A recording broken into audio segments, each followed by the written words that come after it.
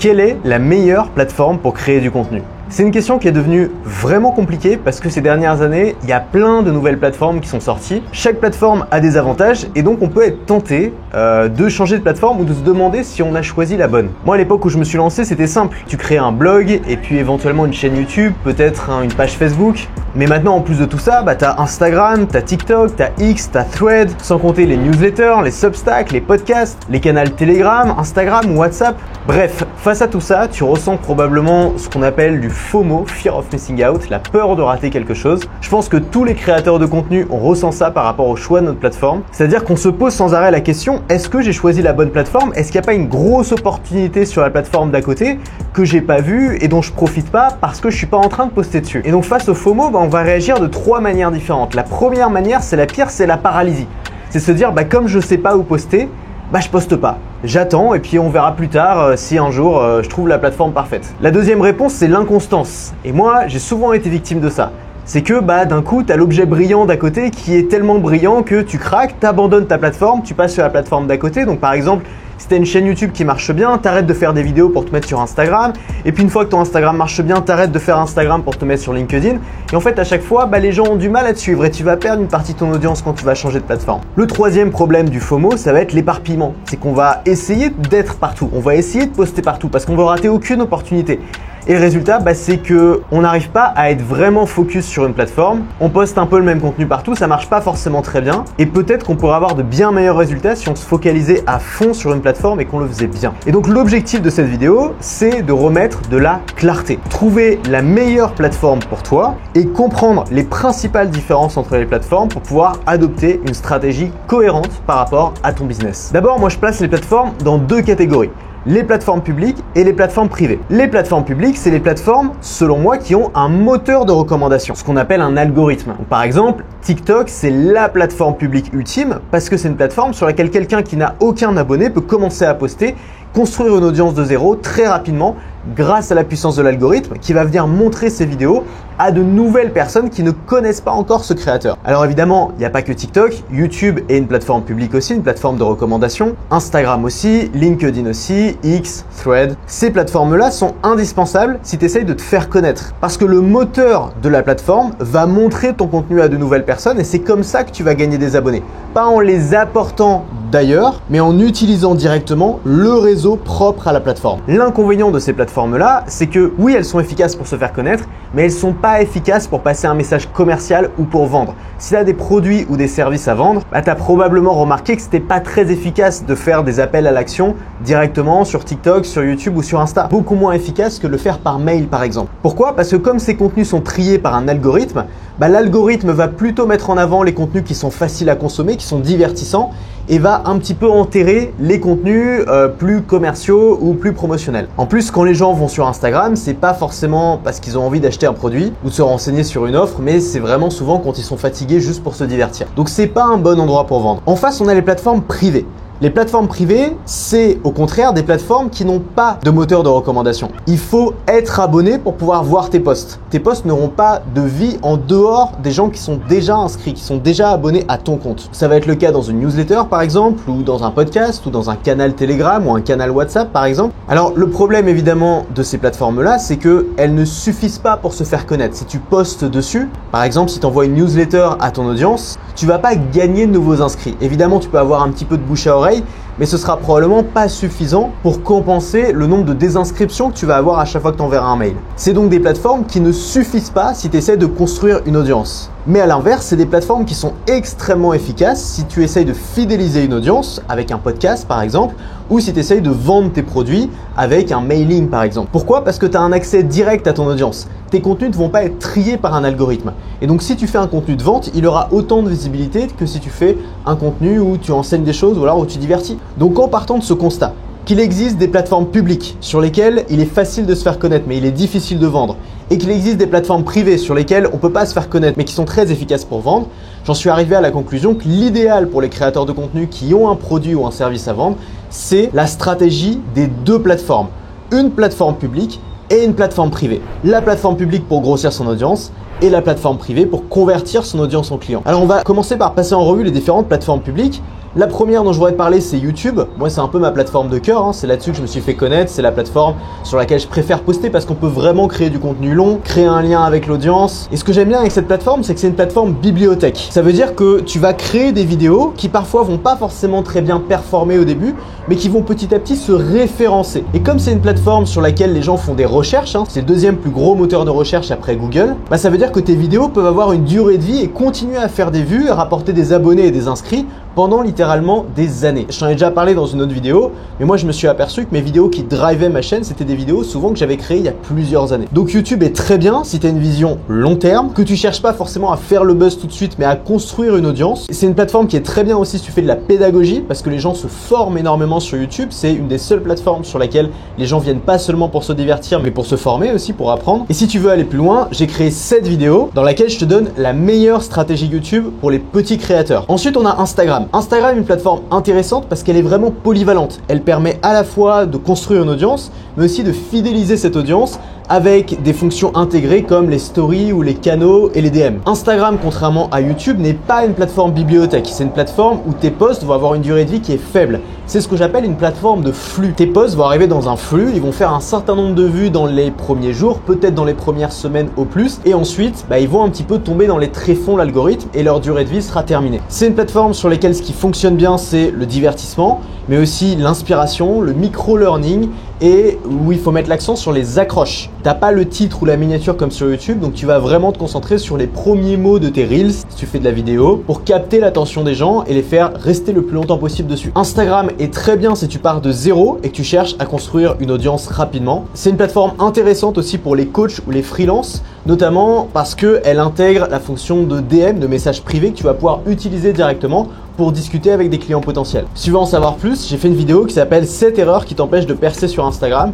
et où je te montre la meilleure stratégie pour débuter. Ensuite, on a LinkedIn. Comme Instagram, LinkedIn est une plateforme de flux où les posts qui vont bien marcher vont être des posts autour de l'inspiration, du storytelling, du micro-learning. C'est une plateforme qui est bien dans deux cas. Le premier cas, c'est tu cibles une audience business ou professionnelle.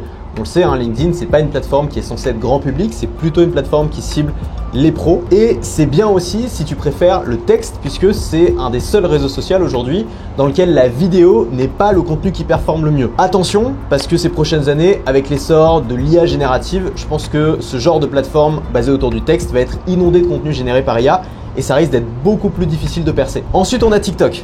Comme Instagram et LinkedIn, TikTok est une plateforme de flux. La durée de vie de tes vidéos est courte. C'est une plateforme qui est principalement axée autour du divertissement, beaucoup plus qu'Instagram par exemple. C'est une plateforme sur laquelle il peut être très facile de percer, mais il peut être aussi très facile de retomber dans l'oubli. C'est difficile de construire une audience et de garder un lien avec cette audience sur TikTok. C'est pour ça qu'énormément de créateurs TikTok finissent par lancer un podcast ou une chaîne YouTube pour avoir un rapport plus sain, plus durable avec leur audience. Si tu veux te lancer sur TikTok, je t'invite à aller voir cette excellente vidéo de Mr Dreamax que j'ai interviewé sur ma chaîne YouTube, dans laquelle il détaille la méthode qu'il a utilisée pour percer sur TikTok. Ensuite, on a X, anciennement Twitter, que tu connais. Pareil, c'est une plateforme de flux. Celle-là, elle tourne principalement autour de l'actualité, de la technologie, des finances. Si tu es dans une thématique qui bouge énormément, où il y a une actualité très dynamique que les gens suivent, ça peut être intéressant d'aller sur X. En gros, c'est la plateforme de tout ce qui est nouveau. Il y a le concurrent de Meta qui s'appelle Thread, dont tu as probablement déjà entendu parler. C'est une plateforme de flux, elle aussi, qui est un peu moins axée sur la nouveauté, en tout cas sur l'actualité, que X, et plus axé sur le divertissement. L'avantage de Thread, c'est que c'est connecté à Instagram. Donc si tu as déjà un gros following sur Instagram, si tu as beaucoup de gens qui te suivent, et tu te lances sur Thread, tu vas avoir dès le début pas mal de gens qui vont te suivre aussi. Et enfin, on a Facebook. Je voulais quand même le mentionner parce que beaucoup de gens pensent que Facebook est mort et je rencontre régulièrement des entrepreneurs qui construisent leur audience sur Facebook, qui trouvent des clients sur Facebook. Ça reste un des premiers réseaux sociaux en France. Il n'y a pas que des boomers dessus. C'est aussi une plateforme de flux sur laquelle tu peux poster n'importe quel type de format. Et ça, c'est plutôt intéressant. Donc, tu peux poster des Reels comme sur Instagram, mais aussi du texte qui peut bien marcher. Ce qu'il faut savoir avec Facebook, c'est qu'il ne faut pas créer une page sur Facebook, c'est terminer les pages, ça ne marche plus. Il faut communiquer avec ton profil. Ça peut être intéressant si tu cherches quelques clients, si tu es coach par exemple et que tu veux avoir un accès direct à ces clients via les commentaires et via les messages privés. Donc ça, c'est pour les plateformes publiques. Tu vois, elles ont chacune des intérêts un petit peu différents. Et donc, ce qui est intéressant, c'est de regarder ce que toi, tu as envie de faire, où peut se trouver ton audience, et de choisir la plateforme qui te correspond le mieux en fonction de ça, plutôt que d'essayer d'être partout et de pas vraiment cibler les caractéristiques d'une plateforme en particulier. Petit détail quand même, si tu fais des vidéos courtes verticales, donc des reels, des shorts, bah tu peux les poster partout. Je te conseille de les poster à la fois sur TikTok, sur Insta, sur Facebook et sur YouTube. Ça va pas te prendre beaucoup plus de temps parce que c'est des vidéos que tu vas créer et monter en amont, mais ça va te permettre de toucher une audience plus large et beaucoup de créateurs se sont rendus compte qu'il y avait une des 3 plateformes sur laquelle ça perçait beaucoup plus et donc ça leur a permis de se concentrer davantage sur cette plateforme. Ensuite, on a donc nos plateformes privées. La première plateforme privée qui est quasiment indispensable pour tous les gens qui ont des produits à vendre, c'est la liste email. C'est de construire une liste email, c'est-à-dire une audience de gens que tu peux contacter directement dans leur boîte mail. Comment on fait ça? On va utiliser un outil, moi j'utilise Mailchimp par exemple, tu peux aussi utiliser Podia, ConvertKit, il y a plein d'outils qui permettent de faire ça. C'est des outils qui sont payants, qui souvent sont relativement chers, mais ce qu'il faut comprendre c'est que tu vas générer tellement plus de ventes via ta liste email que ça vaut le coup de les utiliser quasiment dans 100% des cas. La liste email est indispensable si tu vends des produits, sauf si tu as besoin de très peu de clients. Par exemple, si tu fais de l'accompagnement high ticket ou alors du coaching individuel, tu peux te débrouiller en étant full Instagram ou full Facebook parce que tu vas pouvoir contacter directement les gens par message. Si comme moi, tu vends plutôt des formations à un prix accessible à un grand nombre de personnes, la liste email est un indispensable. Moi, je fais à peu près 90 à 95% de mes ventes via ma liste email. C'est un no-brainer. Alors évidemment, il n'y a pas d'algorithme, c'est une plateforme privée. Il y a une excellente délivrabilité, tu vas pouvoir toucher tout le monde, ou presque. Les taux d'ouverture d'email sont généralement compris entre 20 et 40%, ce qui est largement plus que ce qu'on a sur les réseaux sociaux. Et c'est surtout là que tu vas avoir le meilleur engagement, c'est-à-dire le plus grand nombre de clics et d'actions derrière, comme l'achat ou l'inscription à un événement par exemple. Ensuite, on a les canaux. Alors, c'est des nouvelles plateformes ou des fonctions qui sont venues se greffer à des plateformes existantes qui sont assez récentes. Je crois que c'est Telegram qui a lancé le truc avec les canaux Telegram et puis Instagram a repris le truc, WhatsApp a repris le truc. Maintenant, on peut créer des canaux sur plusieurs plateformes de messagerie. Le principe d'un canal, c'est tu envoies un message sur une plateforme de messagerie. Au lieu que ce soit un message individuel où la personne peut te répondre, en fait, tu envoies un message à une audience et l'audience ne peut pas te répondre. Un peu comme quand on envoie un email à ta liste. C'est pas du one-to-one, c'est du one-to-many. Donc l'avantage, c'est qu'il n'y a pas d'algorithme, donc encore une fois tu vas toucher la plus grande partie de ton audience. En plus c'est un format qui est assez intime puisque ça ressemble à une conversation privée que les gens ont dans leurs messages. Et maintenant il va falloir choisir la plateforme. Est-ce que tu fais ça sur Insta? Alors moi j'ai testé le canal Insta, j'ai détesté ça parce qu'il y avait plein de bugs au moment où j'ai testé, parce qu'il n'y avait pas de version ordinateur, donc il fallait tout faire depuis mon téléphone, bref ça m'a saoulé. Mais ça peut être intéressant si Instagram aujourd'hui est ta plateforme principale, parce que ça va être beaucoup plus facile de gagner des abonnés à ton canal directement sur la plateforme sur laquelle les gens sont déjà. Ensuite, tu as Telegram. Telegram, c'est clairement la meilleure plateforme techniquement. Ça fonctionne très bien, tu peux tout faire, tu peux l'utiliser depuis un ordinateur. C'est celle que j'utilise personnellement et il y a de plus en plus de membres qui utilisent cette app. Pour te donner une idée, le canal Telegram, c'est ce que j'ai eu de plus proche de l'email en termes de vente. En 2022, par exemple, j'avais lancé une formation en la poussant par mail, mais aussi en la poussant sur mon canal Telegram et j'avais réalisé 29% de mes ventes via le canal Telegram. C'est énorme et jamais j'ai obtenu ça avec d'autres plateformes que l'email. Alors ensuite, on a les canaux WhatsApp. Alors je recommande pas forcément les canaux WhatsApp pour l'instant, tout simplement parce qu'ils le mettent dans un autre onglet en fait sur WhatsApp que l'onglet des conversations des gens. Et j'ai l'impression que les gens n'ouvrent jamais cet onglet. J'ai suivi quelques personnes sur WhatsApp pour regarder un petit peu s'ils avaient beaucoup de réactions sur leurs canaux. Ils en avaient très peu et donc je soupçonne cette fonction de pas être très efficace. En tout cas à l'heure où je te parle, ça va peut-être changer. À mon avis, les canaux sur les messageries sont quelque chose à regarder de près parce que je pense que c'est la seule chose qui peut remplacer l'email à terme. L'email reste le meilleur canal de vente depuis plus de 20 ans, mais s'il doit être remplacé, ce sera pas par les réseaux sociaux, on l'a vu, mais ça peut être par les canaux. En tout cas, c'est là où on a les résultats les plus proches. Et puis enfin, on a le podcast. Alors le podcast, c'est un petit peu étrange parce que il n'y a pas vraiment d'algorithme, mais en même temps, on en voit de plus en plus. Par exemple, dans l'app Spotify, tu as des systèmes de recommandation, tu l'as aussi dans l'app Apple Podcast. Mais en même temps, c'est pas comme des vidéos YouTube où les gens cliquent rapidement pour regarder pendant 5 minutes. Il y a une fidélité qui est beaucoup plus importante sur les podcasts. Les gens en suivent beaucoup moins. Les gens en suivent peu, mais ils les suivent longtemps. Donc le podcast, c'est pas très efficace pour se faire connaître parce qu'il n'y a pas vraiment cet algorithme.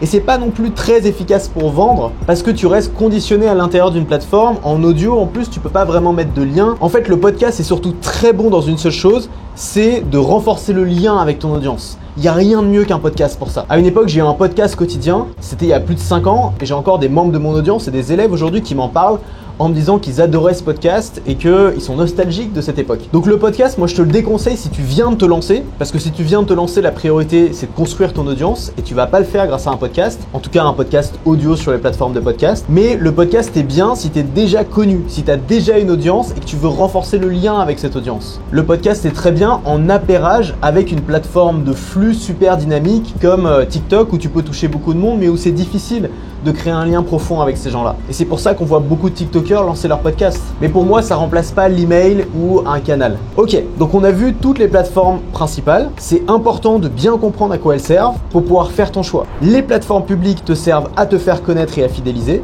Et les plateformes privées te servent à fidéliser et à vendre. C'est la combinaison des deux qui va te permettre à la fois de te faire connaître et de vendre ton offre. Alors moi, je te déconseille d'être partout. Je sais qu'il y en a qui ont cette optique-là, mais beaucoup finissent en burn-out et finissent par tout arrêter parce que c'est juste très difficile en fait de gérer toutes ces plateformes en même temps. Tu peux évidemment poster tes contenus partout. Donc si tu as un texte, tu peux le poster sur LinkedIn, sur X, sur Facebook, mais tu n'auras pas les mêmes résultats partout. Il y a probablement une plateforme sur laquelle ça fonctionnera mieux pour toi. Et donc pour moi, poster partout peut être intéressant au début, jusqu'à trouver la plateforme qui te correspond le mieux, sur laquelle ça fonctionne le mieux, sur laquelle tu vas trouver ton audience. Et une fois que tu as trouvé cette plateforme, te focaliser à fond dessus et utiliser la stratégie des deux plateformes qu'on a vu dans cette vidéo. Alors mon choix personnel à moi de plateforme, c'est d'utiliser YouTube. YouTube pour le côté bibliothèque parce que j'ai une vision très long terme de mon métier et que j'aime bien travailler en sachant que je plante des graines et que certaines de ces graines vont devenir des grands arbres. YouTube est aussi ma plateforme préférée en tant que consommateur de contenu. Je trouve que c'est la seule plateforme sur laquelle on apprend vraiment des choses, sur laquelle on peut apprendre parce qu'il y a du format long, avec les podcasts bien sûr. À côté, j'ai Instagram, mais Instagram je m'en occupe pas, c'est en automatique. J'ai ma monteuse vidéo qui va couper des extraits de mes vidéos YouTube et les publier pour moi. En ce qui concerne mes plateformes privées, ma plateforme principale c'est ma newsletter. J'envoie plusieurs emails par semaine. C'est comme ça que je fais des lancements de formation, c'est comme ça que je fais des ventes, c'est comme ça que je fais tourner ma boîte. Et enfin, j'ai un canal Telegram que j'utilise pour du contenu un peu plus léger. C'est un peu comme mon Twitter à moi, je déteste Twitter, donc j'aime bien avoir un endroit un peu plus tranquille où je peux partager des petites réflexions comme ça à la volée. Alors si tu veux te faire connaître, le format le plus important aujourd'hui, ça reste la vidéo. On l'a dit, le texte va de plus en plus être concurrencé par les IA génératives et donc ça va inonder les plateformes. La vidéo reste le moyen de connecter avec son audience, de se démarquer, mais évidemment, il y a beaucoup de choses à maîtriser. L'image, la lumière, le son, le matériel, les sujets, l'aisance, le montage.